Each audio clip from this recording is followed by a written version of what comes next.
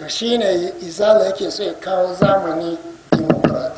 demokratiya musulunci ne za a yi zanga-zanga za a yi protest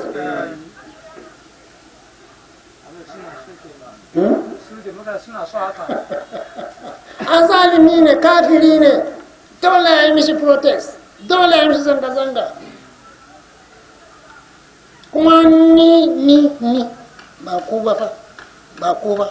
ni na so ana protest a kashe shi a je gidan shi a yanka shi tuma da lami na so a yi protest a je gida a yanka tinubu a yanka kasimu kuma duk wanda ya jefa kuri'a shi ma a yanka shi